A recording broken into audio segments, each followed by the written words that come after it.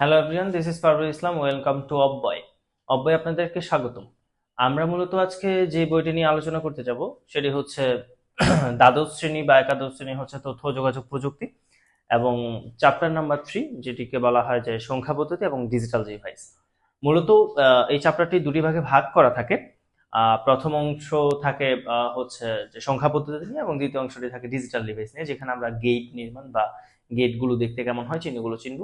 আর প্রথম যে অংশটা সংখ্যা পদ্ধতি, সেখানে আমরা চিনব হচ্ছে সংখ্যা কেমন হয়, সংখ্যার রূপান্তরগুলো দেখব, সংখ্যা কত ধরনের হয়, বা কি করে সংখ্যাগুলো একটা থেকে আরেকটাতে যায়, বিল্ড আপ হয়, এই সকল ব্যাপারগুলো আমরা দেখব।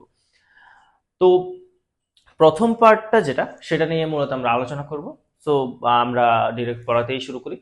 মূলত সংখ্যা পদ্ধতির ক্ষেত্রে আমাদের বইতে ধরা হয় সংখ্যা কত ধরনের হতে পারে।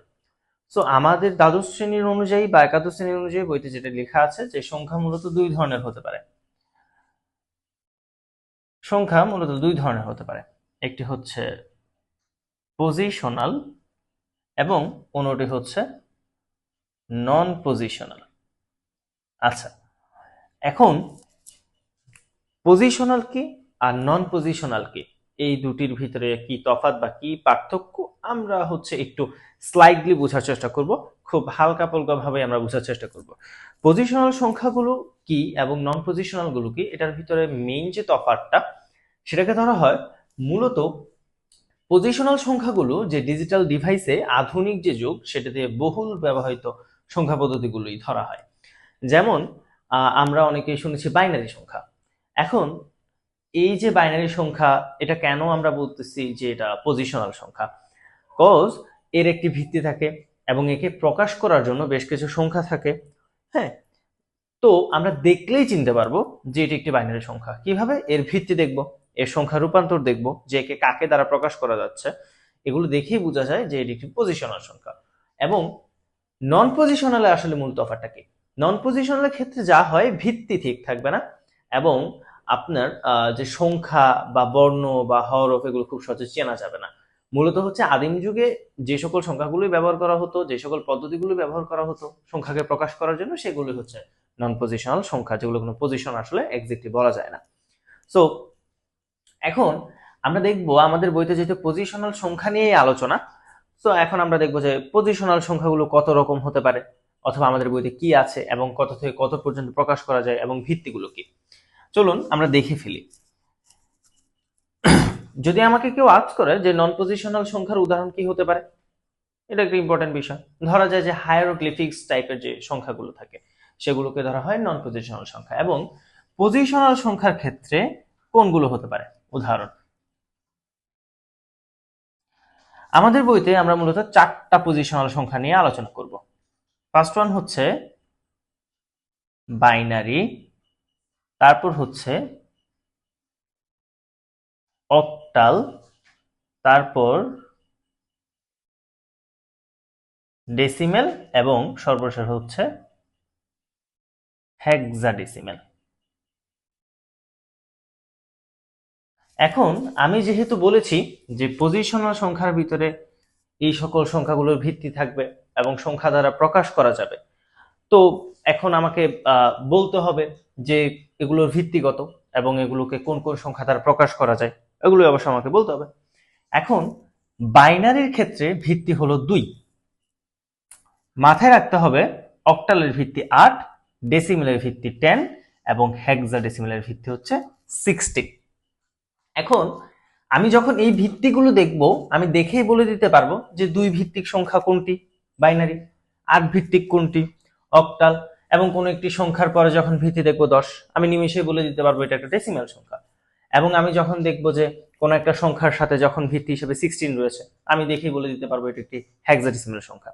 এখন কথা হচ্ছে কোন সংখ্যাটাকে কতগুলো সংখ্যা দ্বারা বা কত থেকে কত সংখ্যা পর্যন্ত প্রকাশ করা যায়, তারও একটা লিমিটেশনস আছে। এখন আমাদের দেখতে হবে, একটা সহজ বুঝার উপায় হচ্ছে যার ভিত্তি যত, তার থেকে 1 কম পর্যন্ত সেই সংখ্যাগুলোকে প্রকাশ করা যায়।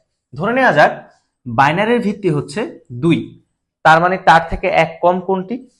0 থেকে 1 পর্যন্ত, তার মানে বাইনারিকে প্রকাশ করা যাবে 0 আর 1 দ্বারা।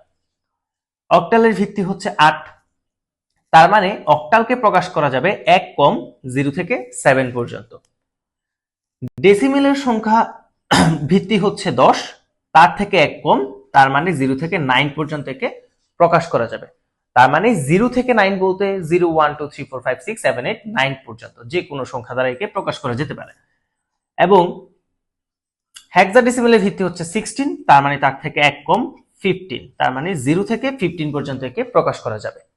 আচ্ছা, হেক্সাডেসিমেলের ক্ষেত্রে একটা ব্যাপার হচ্ছে 0 থেকে 9 পর্যন্ত ও ঠিকই থাকবে, কিন্তু যখনই এই ক্ষেত্রে 10 11 12 13 14 15 আসবে, তখন তাকে আমরা মূলত প্রকাশ করব A B C D E এবং এফ দ্বারা। আচ্ছা, মূলত এই সকল সংখ্যাগুলোর ভিতরে আমরা প্রথম থেকে আরেকবার দেখি। বাইনারি হচ্ছে 0 আর 1, অক্টাল হচ্ছে 0 টু 7, দ্যাট মিন্স 0 1 2 3 4 5 6 7 যে কোনো সংখ্যা, ডেসিমেল 0 টু 9 এবং হেক্সাডেসিমেল 0 টু 15। হেক্সাডেসিমেল 0 টু 15 এর ভিতরে 0 টু 9 পর্যন্ত 0 1 2 3 4 5 6 7 8 9, বাট যখনই হেক্সাডেসিমেলে আমি 11 কে লিখতে যাব বা 10 কে লিখতে যাব, তখন আমার এ আর বি দ্বারা ওকে রিপ্রেজেন্ট করতে হবে। ধরে নেওয়া যাক যে আমি একটি হেক্সাডেসিমেল সংখ্যা বিল্ড আপ করতে যাই, ধরো 10 11 আমি লিখলাম পাশাপাশি, একে আমি কি হিসাবে লিখতে হবে? এই যে আমি দেখেই বুঝতে পারছি যে এটা একটা হেক্সাডেসিমাল সংখ্যা। কিভাবে?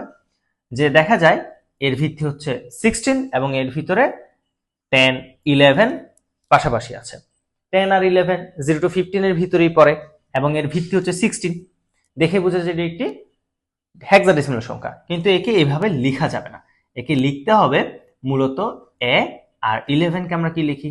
B, that means A B 16, এটাকে এভাবে লিখতে হবে। তাহলে আমি বুঝে যাব খুব সহজে এটি একটি হেক্সাডেসিমাল সংখ্যা। আমরা যদি যে কোনো একটি বাইনারির উদাহরণ দিই, তাহলে জিনিসটি এমন হতে পারে 0 1 1 0 0 1 1 এবং এরকম। সো এখন আমি কিভাবে বুঝবো যে এটি একটি বাইনারি সংখ্যা? আমি দেখেই বুঝে ফেলবো এটি একটি বাইনারি সংখ্যা, কারণ এর ভিত্তি 2 এবং এর প্রত্যেকটি সংখ্যাই 0 আর 1 এর ভিতর সীমাবদ্ধ। আচ্ছা, এখন এর বদলে যদি আমাকে বলা হয় যে একটি অক্টাল সংখ্যা লিখে দেখাও, আমি লিখলাম 1 2 1 3 4 সামথিং কিছু একটা এবং এর ভিত্তি 8, আমি কিভাবে চিনব? আমি দেখতে পাবো যে এর ভিত্তি হচ্ছে 8 এবং এর প্রত্যেকটি সংখ্যাই 0 টু 7 এর ভিতর সীমাবদ্ধ। আর যদি একটি ডেসিমেল সংখ্যা দেখাতে যায়, তাহলে আমরা এটাকে 1 2 7 9 এরকম। তাহলে এটি যে ডেসিমেল সংখ্যা, এটা আমরা কিভাবে বুঝবো? এর ভিত্তি হচ্ছে 10 এবং এর প্রত্যেকটি সংখ্যায় 0 টু 10 এর ভিতরে রয়েছে, এর বাইরে কিন্তু না। আচ্ছা, তাহলে আমরা মূলত এতটুকুতে বুঝে গেলাম যে ভিত্তি কি, সংখ্যাগুলো কত থেকে কত প্রকাশ করা যায় এবং কিভাবে।